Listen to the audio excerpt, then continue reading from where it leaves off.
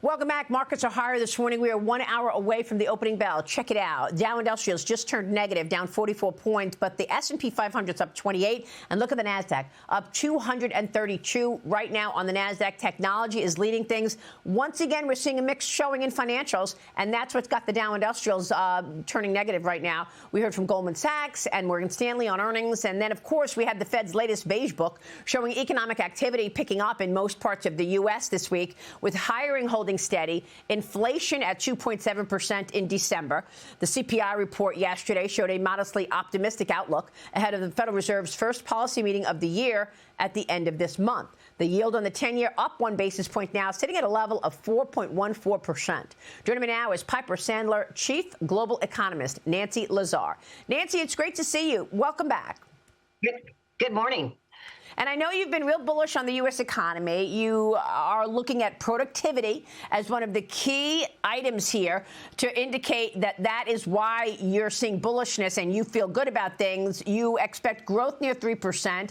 But you also wrote today or yesterday that yesterday's retail sales number threw a bit of a wrench into your expectations on GDP. Tell us how you see the macro story.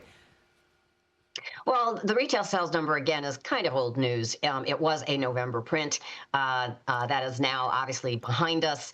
Our focus is more on the first quarter. And in the first quarter, you're getting these huge increase in tax refunds, record in dollar value, biggest as a share of GDP since 2018.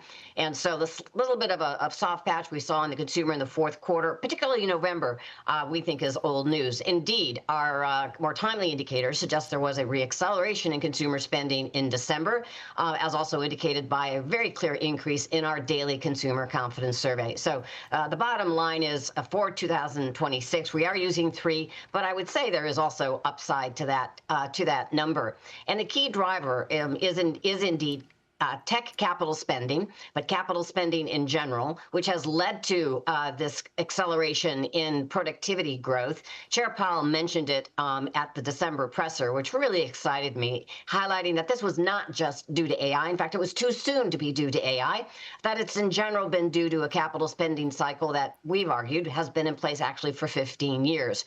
So CapEx, we have driving GDP in 2026, increasing about 8%. And again, that's not aggressive.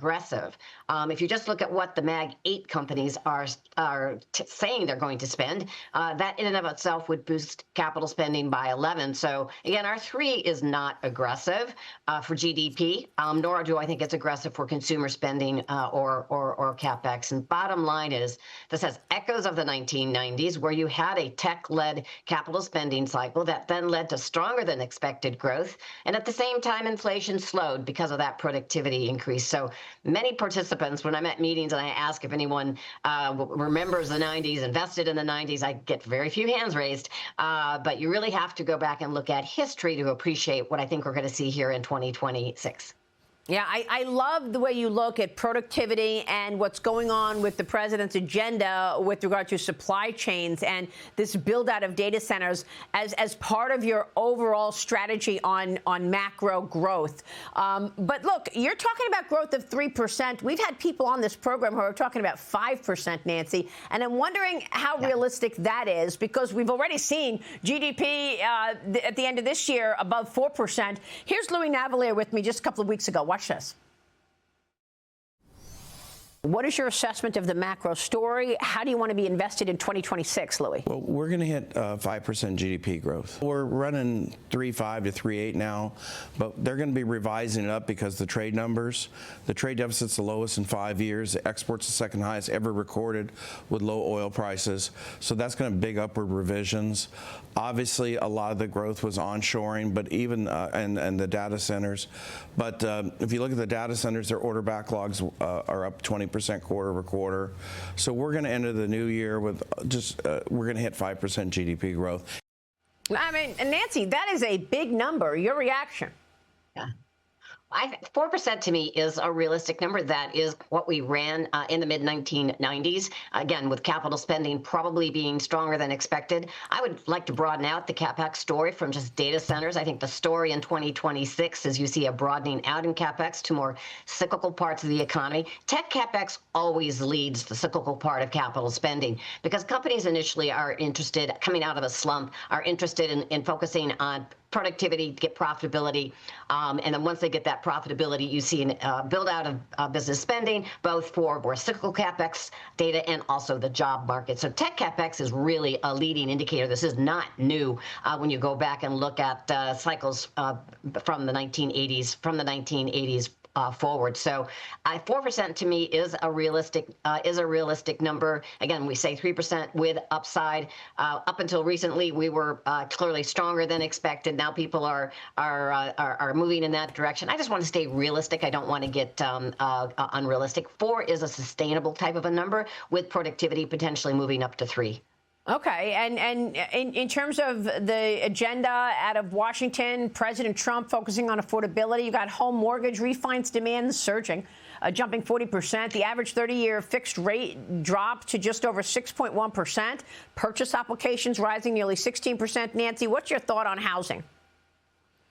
So housing, we think, is going to have a gradual recovery, which is actually healthy. Even prior to the administration's asked for MBA purchases, you had seen a decline in mortgage rates. You had seen an incremental improvement in housing affordability with home prices starting to really stall out.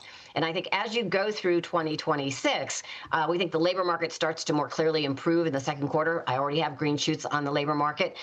You see it in small businesses. You see it in some of the regional Fed data.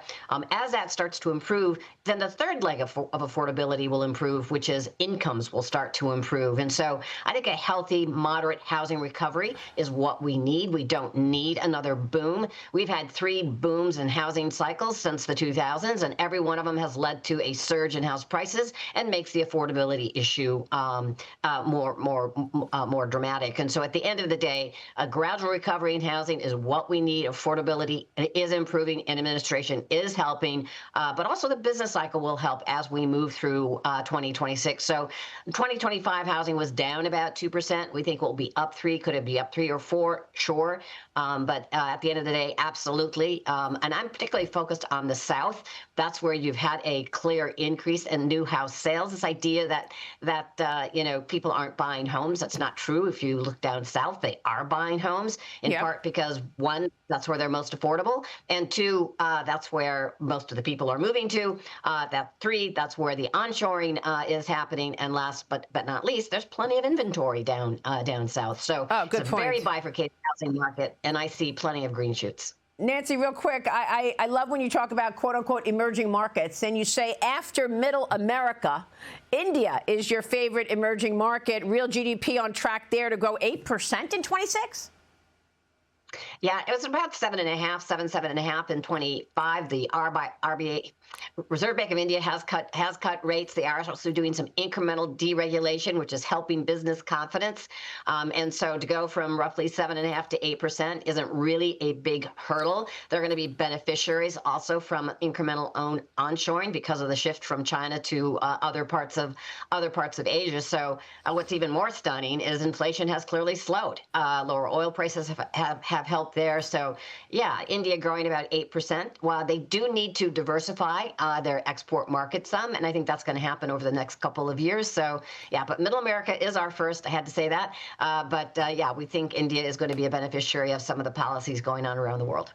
All right, we will leave it there. We just got the claims out, by the way, and there's a big reaction to those claims this morning. You say you already see the green shoots in jobs, continuing claims down 19,000 versus 1.88 million in the week before. Nancy, any thoughts on the jobless claims out this morning? How important that is?